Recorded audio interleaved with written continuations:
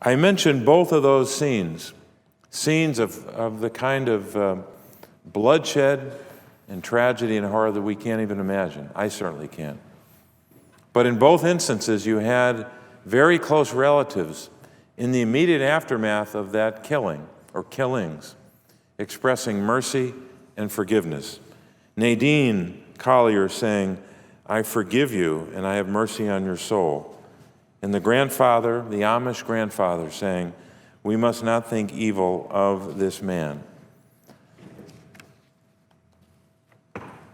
Now, we're not asking anyone in this chamber to do anything like that.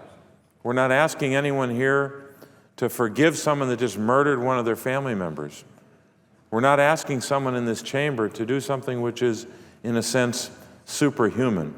We're just asking people to support 2 votes.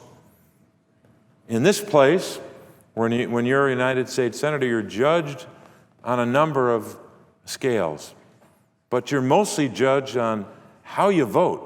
That's what we're supposed to be doing here, how you vote.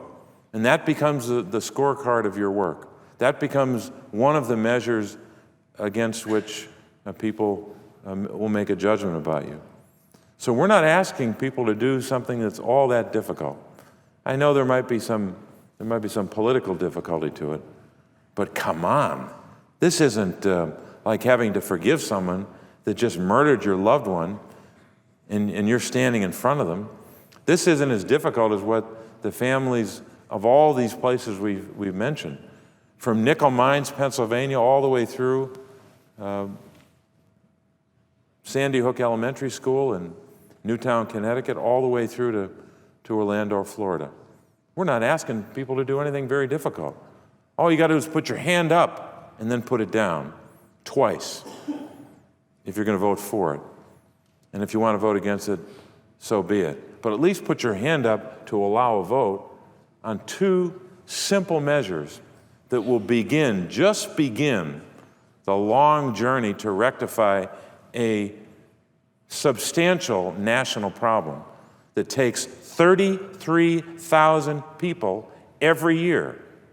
All we're asking for is a start, a foot in the door, maybe even a toe in the door, but just a start to do something about this problem we have, to reduce this number. No one can convince me that the greatest country in the history of the human race cannot begin to tackle this problem. This idea this is nothing we can do, all we need to do is enforce the law, just doesn't make sense anymore. It really, really doesn't, if you look at the facts. So in essence, there's nothing we can do, some say in Washington, other than enforce the law and just hope that good law enforcement every day of the week is going to save 33,000 lives. That is not logical. It is not tenable based upon the facts. And to me, it's unacceptable.